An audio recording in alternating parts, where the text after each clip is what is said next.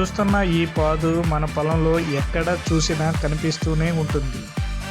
వేసవికాలం వచ్చేసరికి పిట్టగూడులా ఉండే దీనిలో కాయ పండి ఆకుపచ్చ నుండి పసుపు రంగులోకి మారుతుంది. చిన్నప్పటి నుండి మనం తింటూనే ఉంటాం, కానీ దీని అసలు పేరు మాత్రం తెలియదు. మీకు తెలిస్తే కామెంట్ చేయండి.